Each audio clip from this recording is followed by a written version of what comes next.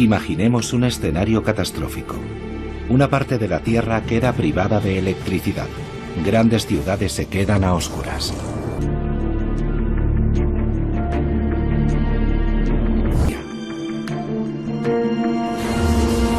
Un gran apagón eléctrico como los que acabamos de imaginar ya se ha producido. Ocurrió el 15 de marzo de 1989 en Canadá y dejó a oscuras a 10 millones de habitantes. Buenas noches. Una vez más, la ciudad de Quebec se quedó sin electricidad la noche pasada. Esta mañana, los quebequeses se han despertado con un precioso día de invierno. Pero a las pocas horas, la red de energía eléctrica colapsó. Privados del metro durante la hora punta, los montrealeses han tenido que tomar el autobús y sufrir largos periodos de espera. Personas con niños pequeños han tenido que abrigarlos para darles de comer y en muchos casos no han podido llevarlos al colegio. Muchos bancos han tenido que funcionar sin ordenadores ni cajeros automáticos, pero las cajas de ahorro del grupo de Jardin se felicitaban por haber invertido para prevenir la pérdida de datos en caso de colapso eléctrico. En los supermercados Provigo, 90.000 kilos de carne han permanecido en los congeladores, sin electricidad. Afortunadamente es invierno. Harán falta días o incluso semanas para averiguar las razones que provocaron anoche el apagón general. Después de múltiples investigaciones, los científicos vincularon el gigantesco apagón eléctrico a una gran tormenta que se había formado en la superficie del Sol. Estas borrascas de viento solar enviaron a la Tierra partículas eléctricas que se diseminaron por su superficie y cuya fuerza produjo una disyunción en las redes eléctricas, provocando así el apagón general. ¿Qué sucedería si una tormenta solar semejante se produjera hoy? Todas las redes de comunicación muy sensibles a la radiación electromagnética del Sol podrían sufrir daños graves. Apagones eléctricos, apagones en los satélites que afectarían a los GPS, a los teléfonos móviles y en consecuencia al funcionamiento de nuestra sociedad. En 2009, un informe de la Academia de las Ciencias estadounidenses y de la NASA estimó que una sola tormenta solar de gran amplitud podría acabar con la economía estadounidense durante 10 años, con un coste estimado de $6 billones. ¿Es necesario entonces temer lo peor? Yo creo que debemos ser muy prudentes en lo que concierne a los escenarios catastróficos, porque cuando planteamos esos escenarios despertamos el miedo en la gente. Es preciso abordar la cuestión fríamente y con mucha tranquilidad. En este momento la actividad solar es relativamente baja. Tenemos poco tiempo, pero es necesario actuar no jugar con el miedo, no jugar con la catástrofe. Eso no sirve de nada. Es necesario ponerse a trabajar. Este ciclista que atraviesa tranquilamente la gran plaza de Amberes es Jan Lillenstein. Fue uno de los primeros científicos europeos en comprender la importancia de los impactos de la meteorología espacial sobre la Tierra. Con el paso de los años se ha convertido en el unificador europeo de esta joven disciplina.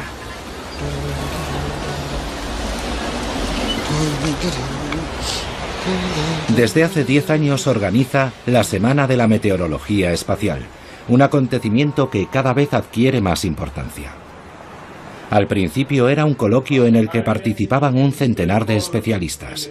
Hoy son 400, que proceden del mundo entero y trabajan en campos muy diferentes, todos interesados en la meteorología espacial.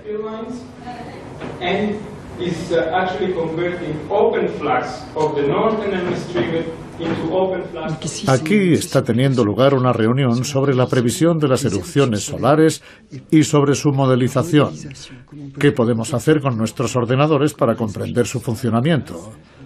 Aquí tiene lugar una sesión sobre los aspectos jurídicos de la meteorología espacial. ¿Qué pasa cuando hacemos una previsión? Si nos equivocamos, ¿somos responsables jurídicamente? Y aquí en la tercera sala están hablando sobre las degradaciones que pueden sufrir los satélites como consecuencia de la meteorología espacial. ¿Qué clase de degradación? Y aquí hay sobre todo operadores espaciales, personas que construyen satélites y personas que los lanzan.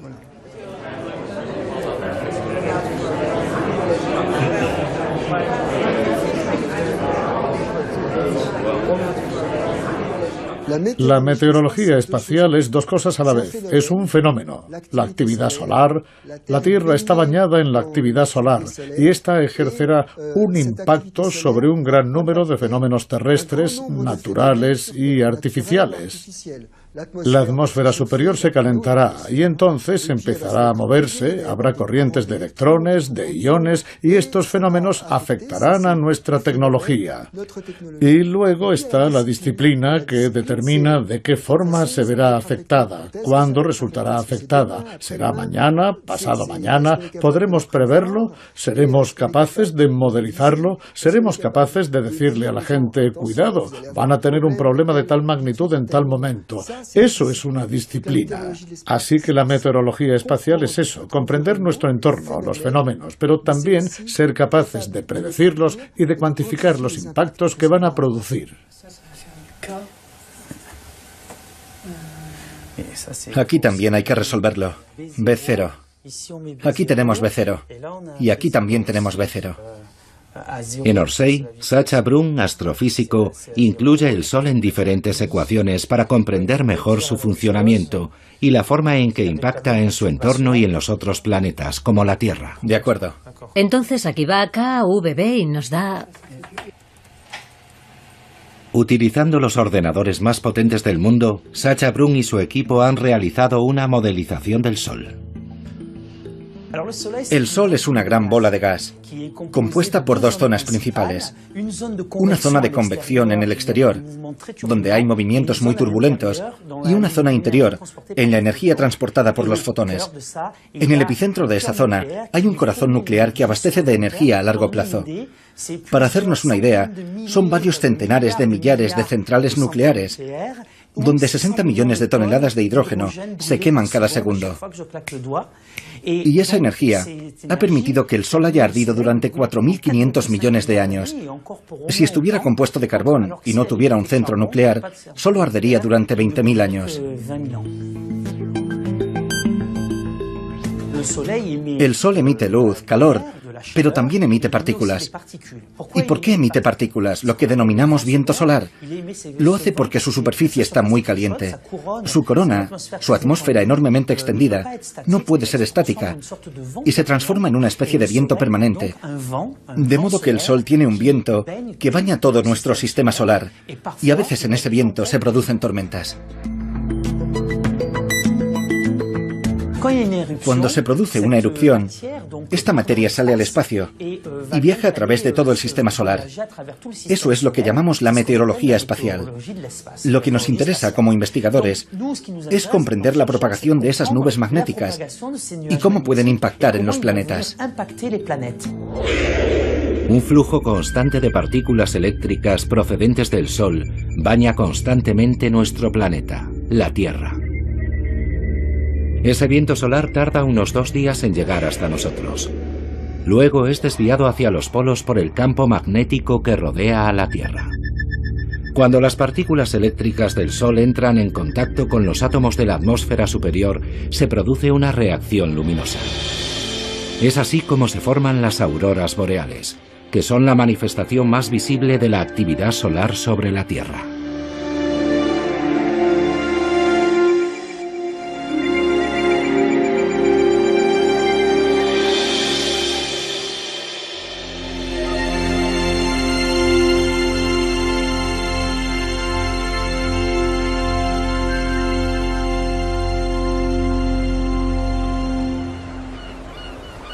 El círculo polar es el lugar ideal para observar las auroras boreales. En el norte de Noruega, en el fondo de un fiordo, lejos de las ciudades iluminadas y de toda actividad humana, se encuentra el radar EISCAT.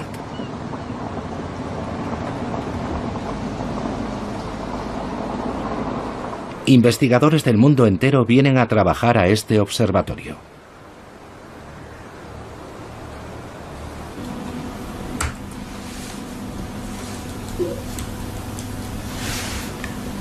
Jan Lillenstein y el astrofísico Mathieu Barthélemy vienen aquí desde hace 10 años en febrero, durante la noche polar, cuando las auroras boreales son más visibles. Vienen a efectuar mediciones de una zona de la atmósfera todavía poco conocida. La actividad solar influye en todo el entorno espacial y nuestro objetivo es realizar una medición correcta de cómo el entorno espacial ha sido perturbado por la actividad solar. Hasta 50 kilómetros de altitud se encuentra todavía la atmósfera inferior y podemos enviar globos para efectuar mediciones in situ. Por encima de los 300 kilómetros de altitud empezamos a tener satélites y a 500 kilómetros está la Estación Espacial Internacional, donde también se efectúan mediciones. Pero hay una capa de la atmósfera que no somos capaces de medir bien y lo único que tenemos para medirla es la radiación nocturna de las auroras boreales. Esta zona, situada entre los 50 y los 200 kilómetros de altitud, es la ionosfera, el lugar por el que los vientos solares cargados de partículas eléctricas entran en la atmósfera y, por tanto, donde tiene lugar la meteorología espacial.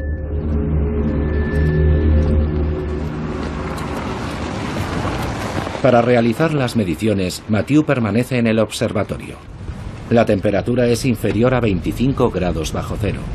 Jan conducirá de noche durante 1 hora y media para llegar a un pequeño observatorio situado lejos de toda actividad humana. Aquí, la luz está prohibida, ya que podría perturbar todas las mediciones que Jan va a efectuar. Las auroras boreales pueden tener diferentes colores, y el equipo de Jan descubrió hace algunos años que la luz roja de las auroras estaba polarizada. Como la luz de las películas en 3D, avanza hacia el observador en una dirección privilegiada. Es esta polarización lo que Jan va a observar. Lo que estamos viendo es que el SPP, el espectro fotopolarímetro, que es el nombre de nuestro instrumento, y el haz del radar se cruzan a 220 kilómetros de altitud. Entonces, como Mathieu está ahí, si yo miro en esta dirección, él debe mirar así para que se crucen justo a esa altitud. Así que hemos calculado los ángulos que él debe tener para orientar su radar, para que así los haces se crucen exactamente a 200 kilómetros de altitud, es decir, el punto donde la polarización es máxima y donde el color rojo de las auroras es más intenso. Estoy cambiando la orientación de la antena para situarla un poco más arriba. Está apuntando hacia el oeste. Tenía una desviación a 33 grados. Vamos a pasarlo a 45. Y ya está, ya lo está haciendo. Y podemos ver ahí, en el panel de control, que efectivamente está subiendo.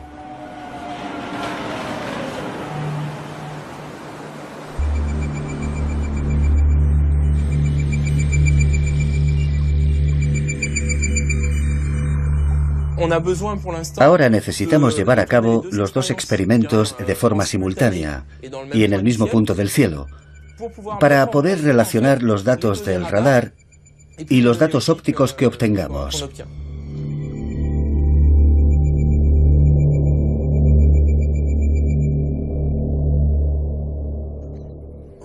Cuando comenzamos, nos dijimos que íbamos un poco a ver qué pescábamos, a ver qué pescamos. Y de alguna manera es lo que seguimos haciendo, porque de momento lo que hacemos es medir la franja roja de las auroras, las emisiones rojas que están principalmente en la parte superior. Pero va a haber una nueva generación de instrumentos con los que podremos contar el año que viene que podrán medir todos los colores. Y lo que esperamos es que los diferentes colores nos proporcionen informaciones diferentes y así poder conseguir un panel de información que pueda empezar a ser lo suficientemente amplio.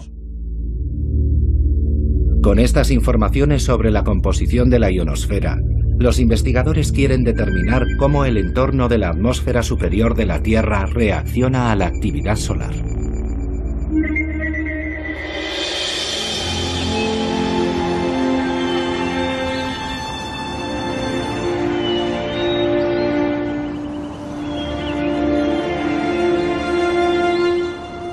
A finales del siglo XIX, un físico noruego, Christian Birkeland, había comprendido ya que las auroras boreales tenían una relación directa con el Sol.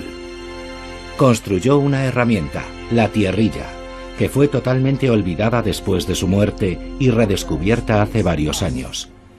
Hoy la tierrilla ha sido declarada monumento histórico en Noruega. En el Museo de la Universidad de Tromsø, Jan y Mathieu vienen a ver este experimento fundamental para la meteorología espacial. Que es bombeada por una bomba de vacío. En una cámara de vacío, Birkeland colocó una esfera magnetizada que representaba la Tierra frente a un cañón de electrones que representaba el Sol. Entonces observó la aparición de coronas luminosas a la manera de las auroras boreales. Hace 4 años, Jan Lillensten y su equipo se inspiraron en el experimento ideado por Birkeland para crear la Planeterrela, un simulador que permite ver un gran número de interacciones entre el Sol y diferentes planetas. Una esfera representa el Sol y la otra esfera la Tierra o cualquier otro planeta del sistema solar. Jan ha ideado un experimento fácil de mostrar para que el gran público pueda contemplarlo. Hoy va a presentarlo a un grupo de estudiantes de las afueras de Grenoble, con los que está desarrollando un proyecto pedagógico. Buenos días. Me llamo Jan Lillensten y conozco a algunos de vosotros. Me alegra, sí, me alegra veros. Estáis todos en quinto, ¿verdad? Sí. Sí. Muy bien. ¿Veis bien todos? Si no, también podéis colocaros detrás de mí. Muy bien. Lo que voy a hacer para empezar es conectar esta boquilla al polo negativo de la pila y será una estrella. Y luego voy a conectar esta esfera al polo positivo y será un planeta. Y dentro de cada esfera he colocado un imán. ¿Sabéis que la Tierra es como un imán? Utilizamos una brújula, ¿sí? ¿Todo el mundo sabe eso? Sí. Vamos a ver qué ocurre. ¿Podemos apagar la luz? Es necesario que nuestros ojos se habitúen un poco. Dios mío, qué bonito. Voy a explicaros qué es lo que estamos viendo. Eso que estamos viendo son gigantes en el espacio y estamos viendo este Sol y este planeta como si fueran gigantes, extraterrestres en una nave espacial. Ahora voy a hacer otra cosa. Voy a efectuar un cambio. Muy bien, estoy introduciendo aire. Ahora, con un poco más de aire en la campana, aunque sigue habiendo un vacío bastante grande, vemos las cosas más brillantes. Vemos que cuando la electricidad se acerca a la Tierra, hay una zona brillante en el espacio y se ve muy bien cómo la electricidad se distribuye hacia el norte o hacia el sur magnéticos del planeta. Y lo que vamos a ver ahora es lo que denominamos líneas de campos magnéticos. Así que esto nos permite visualizar lo invisible, ver de una forma muy sencilla lo que se enseña en la universidad y que para la mayoría de los estudiantes no son más que ecuaciones de lo invisible. ¿Entendéis? ¿Es súper complicado lo que os estoy explicando? No, se entiende. No, sois súper listos. Estudiad todos ciencias porque sois súper listos. ¿Tenéis alguna pregunta? ¿No? Entonces vamos a encender la luz.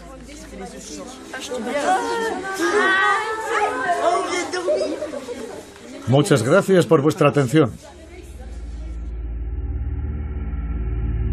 Desde siempre, la observación del Sol ha fascinado a los astrónomos. En 1612, Galileo fue el primero en observar de forma científica la superficie del Sol, utilizando el anteojo astronómico que él mismo había inventado. En Francia, el astrónomo Jules Janssen fundó el observatorio de Meudon en 1876.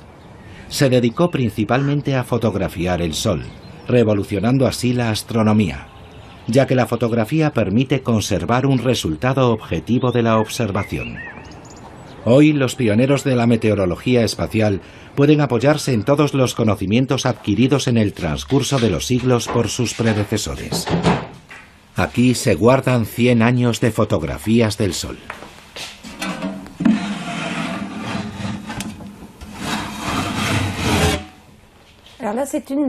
Esta es una de las primeras placas para la observación del Sol de Janssen. Data de 1888 y se ven muchas manchas en el Sol, en el centro. Y es muy interesante, porque vemos la sombra y la penumbra. Aquí hay una colección de 4 cajas de 40 por 40. Después, en 1908, las observaciones continuaron y se denominaron observaciones sistemáticas. Son placas más pequeñas, de 13 por 18. Aquí tienen una.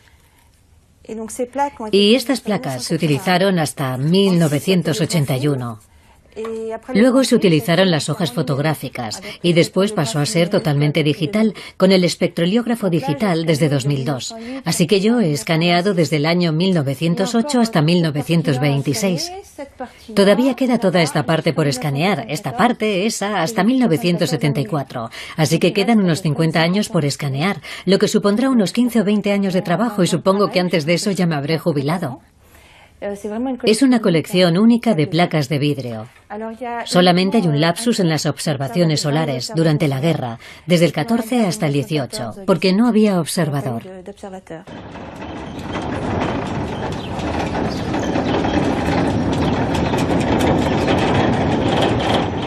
Desde hace 30 años, cuando el clima se lo permite, Isabelle Boilet toma una foto del Sol.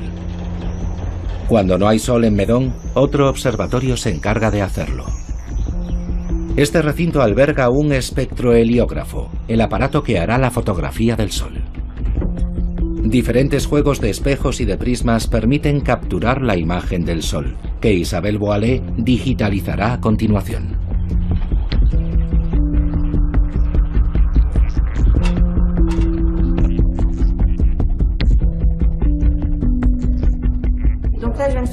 Acabo de capturar una imagen en directo y enseguida vamos a ver qué ha captado. Aquí está.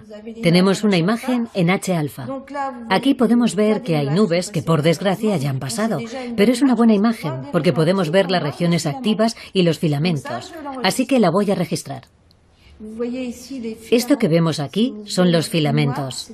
Son zonas más oscuras, es gas, la materia más fría.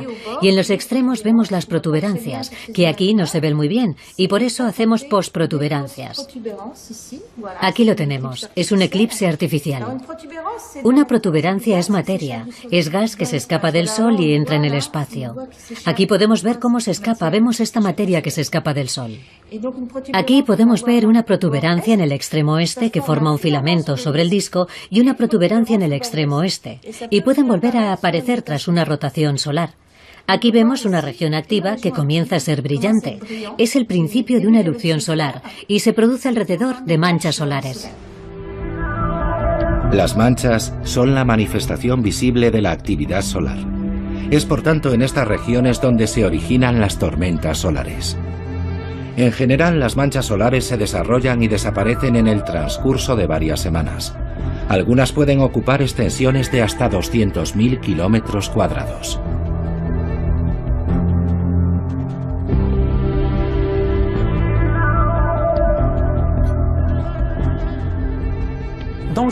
En la superficie del Sol hay movimientos convectivos de materia, movimientos de gran magnitud y también flujos de rotación. Estos dos efectos generan un campo magnético, debido al denominado efecto dinamo, la conversión de energía mecánica en energía eléctrica. Y estas corrientes producen bucles en la superficie, que pueden convertirse en estables. En esta imagen podemos ver las líneas de los campos magnéticos creados por el efecto dinamo, que emergen en la superficie del Sol. Esos bucles magnéticos se manifiestan por medio de manchas oscuras, las manchas solares, que proceden del campo magnético que emerge y termina perforando la superficie. Después, los movimientos en la superficie, las convecciones, las turbulencias, desestabilizan estos bucles magnéticos, que terminan entrando en erupción y produciendo eyecciones de materia y de luz muy intensas, que serán las tormentas en el viento permanente del Sol.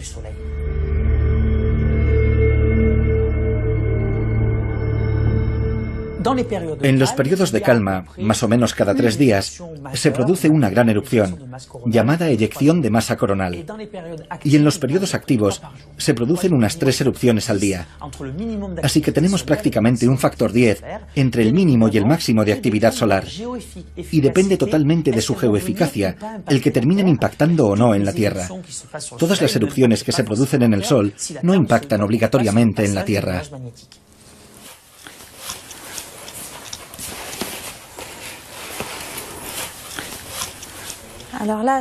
Esto que estoy desplegando es un diagrama que muestra los ciclos de actividad solar a través de observaciones sistemáticas. Comprende el periodo entre 1919 y 1965 y en él figuran los máximos y los mínimos en la actividad del Sol según el número de manchas solares, la media de manchas solares aparecidas al mes. Muestra los ciclos de actividad solar, que son ciclos de 11 años. Se denomina diagrama de mariposa. Abarca un periodo de 40 años y continúa haciéndose en la actualidad a partir de ciclos de actividad de 11 años. Sin embargo, fue durante un ciclo de baja actividad cuando se produjo la mayor tormenta solar jamás registrada en la Tierra. Se le llamó Evento Carrington. El 1 de septiembre de 1859, el astrónomo inglés Richard Carrington observó unas enormes manchas solares de las que realizó unos bocetos. A la noche siguiente se observaron auroras boreales hasta en el Caribe, con una luminosidad tan intensa que según testimonios de la época se podía leer el periódico en plena noche. Las corrientes eléctricas se propagaron por el suelo. Varios telégrafos se incendiaron y muchos telegrafistas sufrieron descargas eléctricas. Si este evento se produjese hoy en día, las consecuencias serían incalculables.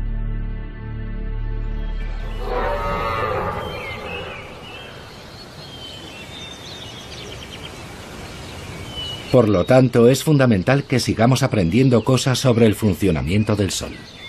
Aquí, en los bosques de la Sologne, muy lejos de cualquier perturbación electromagnética, los científicos escuchan el Sol gracias a las ondas de radio. En la estación de radioastronomía de Nancy, que forma parte del Observatorio de París, enormes antenas capturan de forma permanente las emisiones de radio procedentes del Sol. El Sol emite radiación en una banda muy amplia de frecuencias o longitudes de onda. En Meudon podíamos observar el Sol en el rango visible, lo que en realidad representa una pequeña banda de frecuencia y de longitud de onda. Mientras que aquí, en Nancy, observamos las grandes longitudes de onda en el rango de las ondas de radio, de manera que necesitamos herramientas completamente diferentes. Aquí, como se puede ver, tenemos antenas de radio distribuidas a lo largo de grandes distancias, y con estas antenas reconstruimos imágenes de la atmósfera del Sol mediante ondas de radio. En Nancy, todas las herramientas informáticas se colocan en una jaula de Faraday. Este recinto se emplea para proteger los equipos de las perturbaciones electromagnéticas y eléctricas externas. Aquí, en esta pantalla de control, se pueden ver las diferentes señales que llegan de las antenas en tiempo real. Y aquí, en esta otra pantalla, se muestran imágenes de la corona solar, que se reconstruyen casi en tiempo real, y que son observadas en 8 frecuencias diferentes. Esto nos proporciona una visión tridimensional de la corona del Sol. Por desgracia, en este preciso momento, la imagen que tenemos del Sol no es muy buena, porque casualmente tenemos un parásito que interfiere con la imagen del Sol. En la actualidad resulta cada vez más complicado realizar observaciones de radio a nivel del suelo, debido a la proliferación de teléfonos móviles y todo tipo de instrumentos asociados a las nuevas tecnologías. El entorno electromagnético global está cada vez más congestionado y, por lo tanto, resulta muy difícil tener un lugar completamente libre de parásitos. Atención a la cuenta atrás. Para liberarse de esta contaminación terrestre tan intensa, los científicos se apoyan cada vez más en las observaciones del Sol realizadas por multitud de satélites. Ignición. Atención, plano del motor Vulcano. Plano del cohete. Atención, plano del despegue.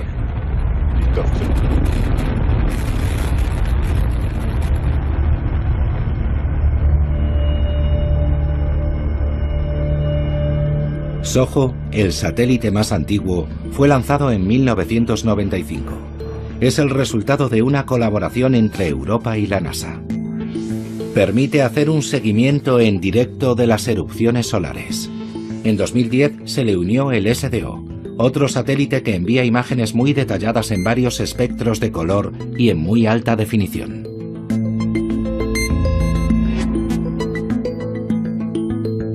Otro satélite, ACE, está posicionado entre el Sol y la Tierra. Como si se tratase de una baliza, analiza la composición del viento solar que pasa a través de él y puede dar la alerta 30 minutos antes de que una tormenta geomagnética alcance la Tierra.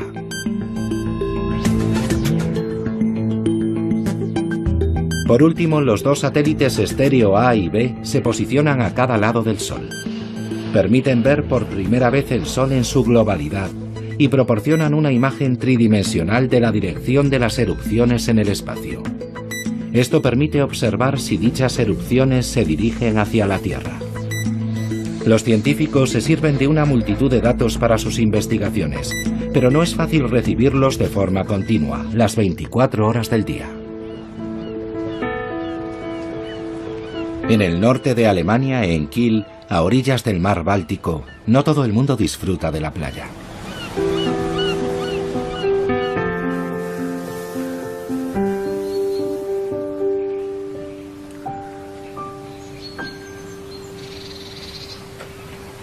Per Dudek es profesor de geografía jubilado y un apasionado radioaficionado. Recuperó un equipo civil y militar impresionante y con la ayuda de un amigo construyó una estación de escucha en su jardín. Un día se sorprendió al recibir una llamada de la NASA. La NASA me preguntó, además de a otros observatorios, si disponía de tiempo para recibir los datos de los satélites estéreo, porque estaban, y lo siguen estando, en una situación difícil.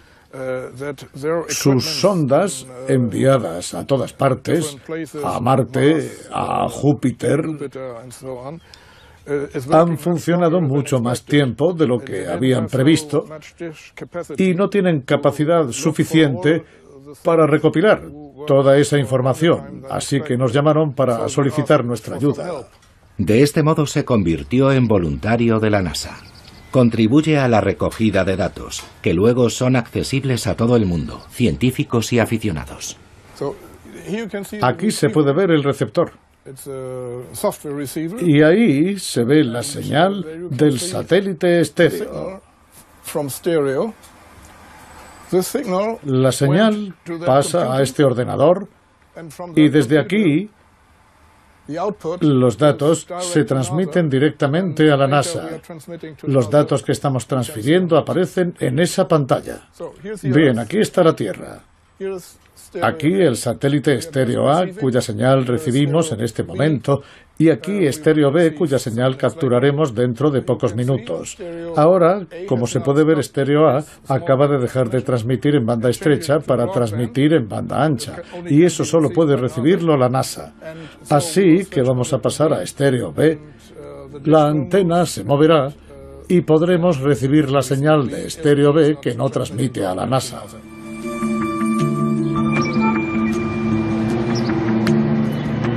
Europa ha tomado conciencia de la importancia de la meteorología espacial y de sus consecuencias, que podrían resultar vitales para la actividad económica. En abril de 2013, el Real Observatorio de Bélgica se convirtió en el Centro Europeo de Coordinación de Meteorología Espacial.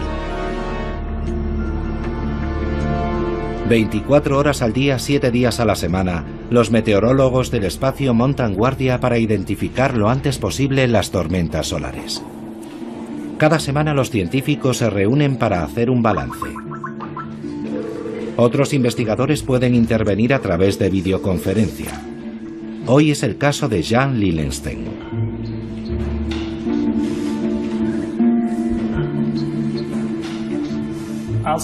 Voy a empezar por un evento que sucedió solo unas horas después de nuestra última reunión. Se trata de una intensa erupción de categoría M7 que se produjo en la región de manchas solares NOAA 2036. Fue una erupción muy fuerte. Podremos seguir observándola gracias a las imágenes del satélite estéreo. Sí, por supuesto, ya que continuará su trayectoria por detrás del Sol. Estaremos preparados cuando vuelva a aparecer en menos de 2 semanas. Sí, exacto. Así que en 2 semanas podremos verlo ya del otro lado del Sol, saliendo por detrás. Sí, por el este, eso es. La erupción que se produjo ayer no es la primera del año. Es la 30ª de categoría X que hemos tenido desde que comenzó el ciclo actual. Es bastante normal que se den este tipo de tormentas y continuarán sucediendo durante los próximos años. ¿Observasteis signos precursores de esas erupciones antes de que llegaran? No hubo ningún indicio. Estas reuniones permiten identificar las principales tendencias de las perturbaciones solares de cara al futuro. Cada pronosticador debe redactar un boletín de meteorología espacial. Esta ciencia está todavía en ciernes, tal como estaba la meteorología terrestre en sus inicios. Al iniciarse una erupción, hay que prever si tendrá o no efectos sobre la Tierra. Para ello, hacemos un seguimiento constante de las erupciones. De hecho, con el aluvión de información que recibimos en la actualidad, para un ser humano es muy difícil controlarlo todo. En Bruselas nos hemos especializado en el desarrollo de un software que procesa las imágenes para nosotros, y el ordenador nos avisa cuando se produce un evento significativo. Desde el momento en que sabemos que una eyección de masa coronal se dirige hacia nosotros, la historia no ha terminado. Sigue siendo complicado porque algunas eyecciones son más veloces que otras. Si una erupción lenta es seguida por una rápida, la rápida alcanzará a la primera y la eyección será doblemente intensa. El siguiente reto es ser capaces de hacer un seguimiento en el espacio interplanetario para saber en qué dirección se desplazan las eyecciones de masa coronal. Incluso cuando estamos seguros de que las eyecciones van a llegar a la Tierra, debemos determinar su importancia en relación a otras anteriores. La Tierra está sometida constantemente a la meteorología espacial. Algunos eventos producen tormentas geomagnéticas en la Tierra y otros no. Depende de la naturaleza de la eyección de masa coronal, su masa, la intensidad y la orientación de su campo magnético, además de otros factores. Determinar esos parámetros y hacer predicciones correctas es nuestro cometido. Tenemos ideas teóricas, pero no es fácil trasladarlas al plano operativo, ya que no disponemos de toda la información en el momento justo que nos permita afirmar que a una hora concreta se producirá una tormenta geomagnética de una determinada magnitud. Lo máximo que podemos hacer es prever la llegada de un evento significativo, calcular la hora estimada en que alcanzará la Tierra y comunicar la probabilidad de que cause una tormenta geomagnética, pero aún no podemos cuantificarla. Algunas compañías no han esperado la llegada de estas previsiones para tratar de protegernos de los efectos del clima espacial. Las compañías eléctricas han sido las primeras en tomar medidas. En Europa, Suecia ha sido el país pionero, ya que sufrió, igual que Quebec, un gran apagón eléctrico debido a una tormenta solar.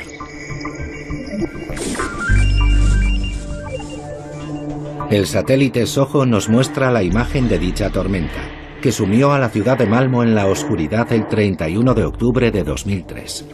La tormenta fue de tal magnitud que cegó el dispositivo que debía medirla. Una simulación europea muestra cómo las corrientes generadas en el suelo por la tormenta solar provocaron una sobrecarga en los transformadores a medida que iba llegando a la Tierra. Aquí, en Ludvika, a 200 kilómetros al noroeste de Estocolmo, se encuentra uno de los pocos centros de investigación y fabricación de transformadores del mundo. Los transformadores son dispositivos muy complejos de montar y se requiere una experiencia especial. Por tanto, se necesitaría mucho tiempo para renovarlos si resultaran dañados por una tormenta solar, ya que para estos dispositivos no existe ningún stock.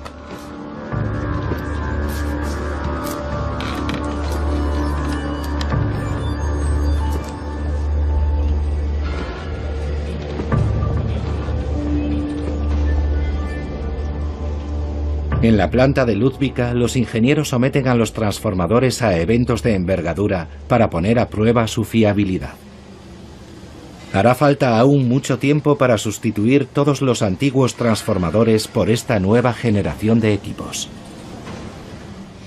Aquí es donde probamos todos nuestros transformadores antes de la entrega. Un transformador es un dispositivo que debe durar mucho tiempo, 30 o 40 años de forma fiable. Por eso realizamos pruebas rigurosas y simulamos todo tipo de condiciones posibles en una red eléctrica para garantizar que ofrecemos buenos productos. Simulamos tormentas, rayos, las funciones de disyunción y conmutación. Simulamos también la función de sobrecarga en la red y probamos la temperatura para garantizar que nuestros transformadores operan en buenas condiciones térmicas. Las compañías eléctricas han aprendido mucho de los eventos de Quebec y Malmo. Han llevado a cabo numerosas investigaciones para tratar de entender lo que sucedió en las redes y para desarrollar soluciones. Ahora, los relés modernos son capaces de distinguir entre una corriente geoinducida y un fallo generalizado en la red, de modo que pueden evitar los apagones provocados por tormentas geomagnéticas. Aparte de los transformadores, los ingenieros desarrollan también soluciones para que un incidente aislado no provoque perturbaciones en el conjunto de la red. Su objetivo es evitar el efecto dominó que podría causar una avería generalizada. Los efectos de la meteorología espacial se sienten hasta en el fondo de los océanos. El Ile-de-Bats es un buque cablero que a una profundidad de 6.000 metros despliega un cable de fibra óptica capaz de transmitir el equivalente a 120 millones de llamadas telefónicas simultáneamente. En la actualidad, el 95% de las comunicaciones, ya sean telefónicas, por internet o por televisión, pasan a través de estas autopistas submarinas. En los años 70, los ingenieros instalaron cables de cobre, sin imaginar que la presencia de este metal podría tener graves consecuencias. Lo interesante de estos cables submarinos es que las distancias sobre las que se despliegan son tan grandes que si tenemos en cuenta que en el interior del cable hay metal, este reacciona como una inmensa antena. De hecho, una de las antenas más grandes que podemos encontrar en el planeta. Es un excelente sensor para detectar cualquier interferencia electromagnética, y en particular las provenientes del Sol. Cuando se instalaron los primeros cables, observaron que había fluctuaciones de voltaje muy fuertes, de tensión, cuando se propagaba la información. Y en esa época no entendían la razón. No habían hecho la asociación entre esas fluctuaciones, que son muy significativas debido a las largas distancias y el viento solar. Los ingenieros tardaron décadas en establecer ese vínculo. Hoy en día los cables son de fibra óptica. La fibra transporta la luz, que no es sensible a los efectos del clima espacial. Pero cuando se trata de grandes distancias hay que amplificar la señal óptica con regularidad, gracias a repetidores que son alimentados por un cable de cobre. Y este cable sí se ve afectado por las perturbaciones electromagnéticas. Este es el típico cable submarino que podemos encontrar en algunas partes de las redes submarinas. En el interior hay una decena de fibras y alrededor se puede ver claramente una vaina de cobre, cuya función es aportar energía al cable. El resto del metal es solo un refuerzo para proteger el cable contra los eventuales problemas que pueda sufrir durante su vida útil.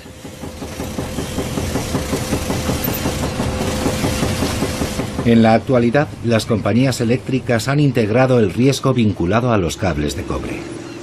La tensión eléctrica del cable se ajusta automáticamente en tiempo real, de acuerdo con las fluctuaciones relacionadas con la meteorología solar.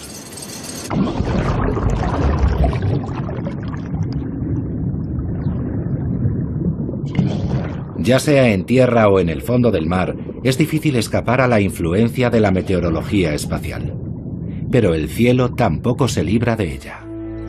Esa es la razón por la que hay que vigilar los satélites. El Centro de Telemetría Láser del Observatorio de la Costa Azul está especializado en la vigilancia de satélites. Si se produce una tormenta solar, las ondas utilizadas por los satélites de geolocalización sufren perturbaciones. Para comprobar con precisión milimétrica la distancia entre el satélite y la Tierra, es necesario medirla con la ayuda de un rayo láser. Hola, Dominique. Hola. Bueno, ¿cuál es el programa de observación para esta noche? Acabo de imprimirlo ahora mismo. Bueno, tenemos una docena de satélites. De satélites, sí. Voy a prepararlos. Muy bien. De acuerdo. 4, 3, 2, 1. Puedes iniciar el seguimiento. Iniciado. Ahora he enviado las posiciones al telescopio. Muy bien. Ya han sido enviadas. De acuerdo, sí. Ya ha empezado. Ya se mueve. Vamos a buscar el satélite Galileo. Y cuando estemos sobre él, activas el láser. Ahora mismo lo activo. Muy bien. En 3 segundos, 2, 1, listo. Activado. Muy bien. Ya puedes enviar el láser. Ya está. Perfecto. Láser enviado. Muy bien, láser enviado. ¿Y recibimos el eco del láser? Sí, sí. Muy bien. Ya lo tenemos. El satélite está a 23.569 kilómetros. Estamos midiendo la distancia, el recorrido de ida y vuelta con un margen de error de centímetros. Un margen muy pequeño. Sí.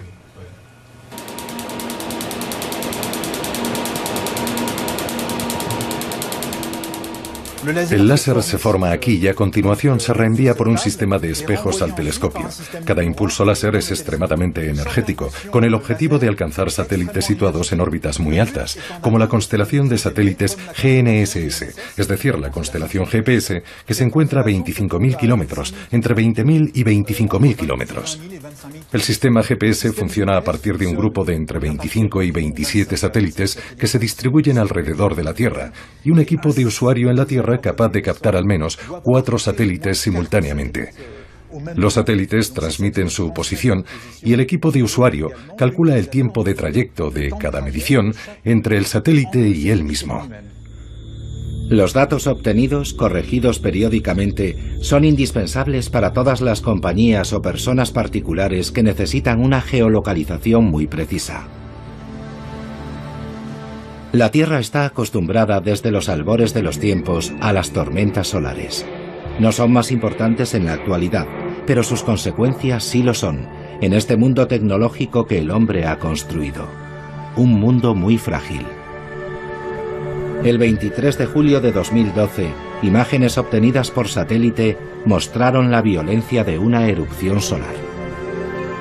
Esas imágenes han permitido a los científicos llegar a la conclusión de que dicha tormenta fue más intensa que la de Carrington en 1859. Si hubiese alcanzado la Tierra, nuestro mundo se hubiese visto completamente trastocado. Felizmente para nosotros, la tormenta se dispersó en una dirección opuesta a nuestro planeta. Siempre nos preguntamos cuáles son las probabilidades de que se produzca un evento importante. Para entenderlo, tenemos que situar el Sol en su contexto más amplio, es decir, el Sol como estrella. Hemos podido realizar estudios de estrellas de tipo solar que tienen su masa aproximada, digamos un 20% más o menos masiva, y observar cuántas de estas estrellas están activas y pueden eventualmente tener erupciones, o lo que llamamos supererupciones. Eventos como mínimo equivalentes al de Carrington y hasta 10.000 veces más potentes. Colegas japoneses han demostrado que la probabilidad distaba mucho de ser desdeñable. Para eventos del orden de 100 veces el evento Carrington, se producen aproximadamente cada 800 años, y para un evento 10.000 veces mayor que el de Carrington, se produciría cada 5.000 años. Incluso en el lapso temporal de la civilización humana, la probabilidad de que se produzca una supererupción no es nada desdeñable, y los efectos sobre nuestra sociedad tecnológica serían devastadores. La meteorología espacial es una disciplina nueva, pero que va a perdurar y que formará parte de nuestra vida cotidiana. Para mí no existe la menor duda de que de aquí a poco tiempo, de aquí a algunos años, hablaremos del Boletín Meteorológico Espacial como hablamos hoy del Boletín Meteorológico Terrestre. No tendremos miedo, pero comentaremos: ayer vi en el periódico que se espera una erupción solar y que vamos a tener problemas con el GPS. El clima espacial formará parte de la vida cotidiana. No hay la menor duda. No será algo aterrador, sino sencillamente algo que asumiremos y que nos permitirá vivir mejor en el futuro.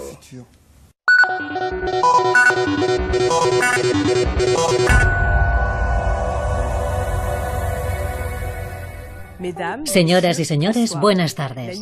La noche pasada, poco después de la medianoche, una erupción solar muy intensa se produjo en la superficie del Sol. En los próximos días, el viento solar podría soplar a una velocidad superior a la normal, una velocidad que podría alcanzar 2.100 kilómetros por segundo. Se espera una gran tormenta geomagnética en el hemisferio norte.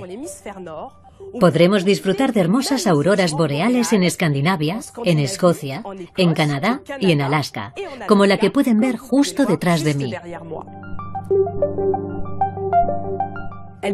Podrían ser visibles incluso en París si el cielo permanece despejado durante la noche. En las próximas 24 horas las perturbaciones podrían comenzar por la mañana y durar hasta el final del día. En concreto debemos prever parásitos en la radio y averías en el GPS y en las transmisiones vía satélite si nos ven a través de su antena parabólica. En cuanto a las compañías eléctricas, se encuentran en estado de alerta roja y han tomado ya medidas para evitar perturbaciones en la red eléctrica. En lo que respecta al lanzamiento de un satélite a través del cohete Ariane, queda aplazado. Todo debería volver a la normalidad pasado mañana. No olviden hacer una copia de seguridad de sus datos informáticos como medida de seguridad. ¡Feliz tarde!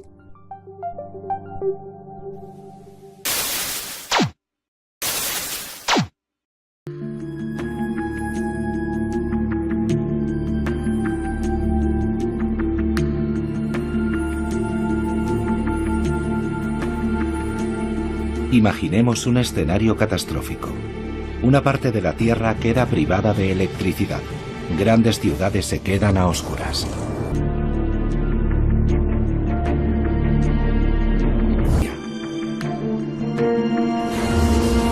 Un gran apagón eléctrico como los que acabamos de imaginar ya se ha producido.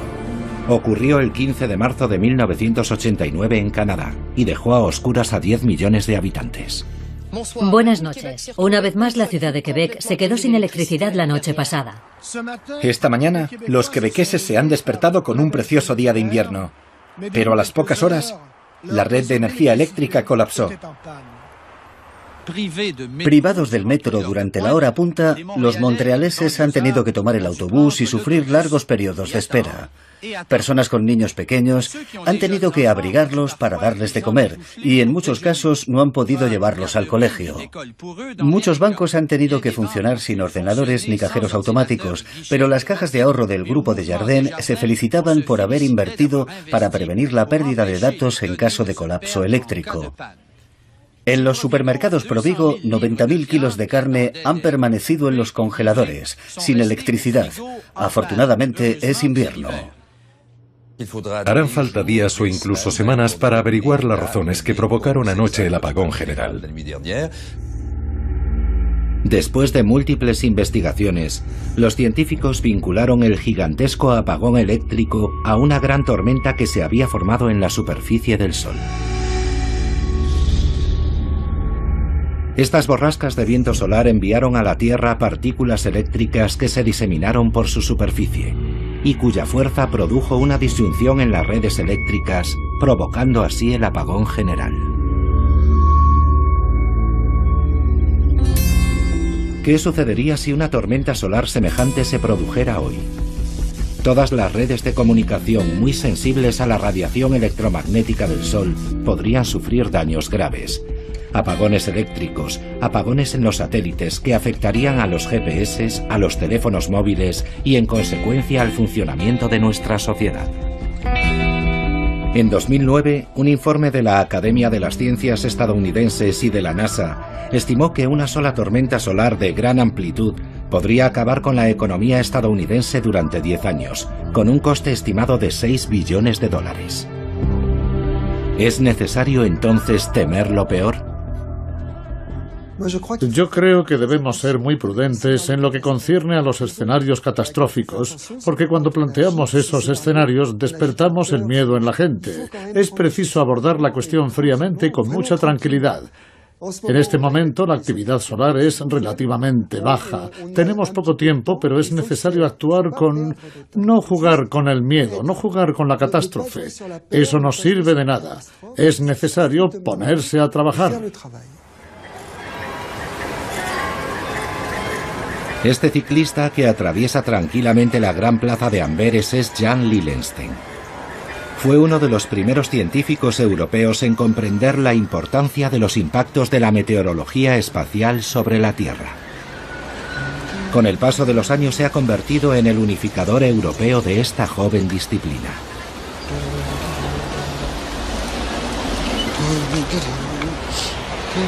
Desde hace 10 años organiza la Semana de la Meteorología Espacial, un acontecimiento que cada vez adquiere más importancia.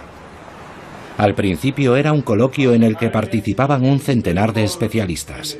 Hoy son 400, que proceden del mundo entero y trabajan en campos muy diferentes, todos interesados en la meteorología espacial.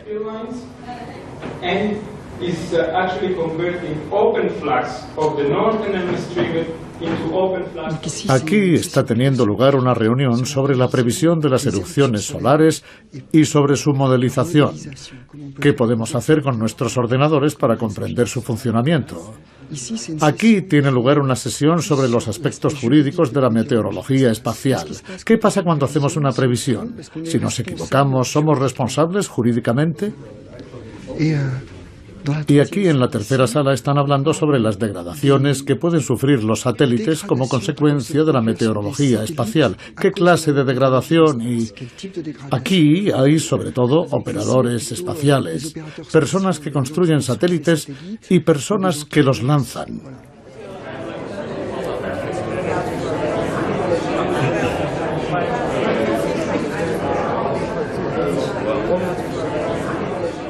La meteorología espacial es dos cosas a la vez. Es un fenómeno, la actividad solar.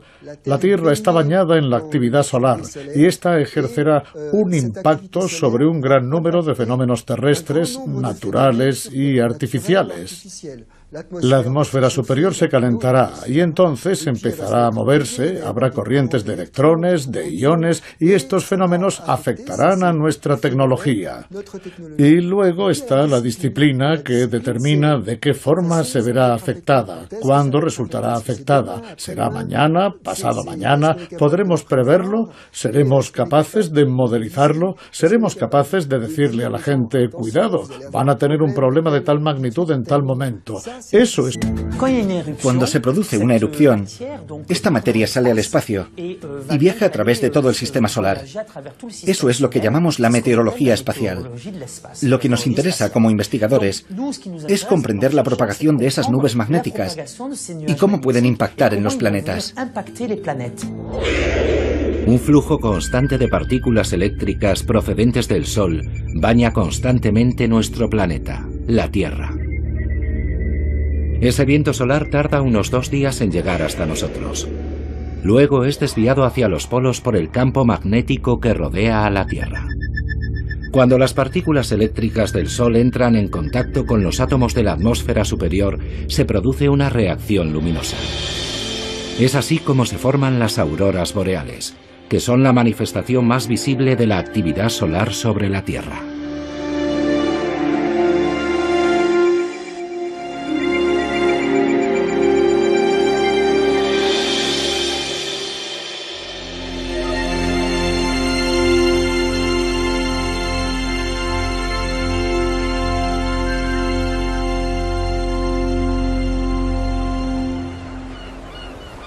El círculo polar es el lugar ideal para observar las auroras boreales.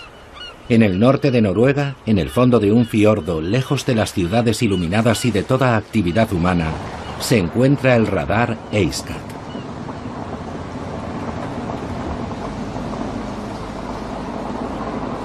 Investigadores del mundo entero vienen a trabajar a este observatorio.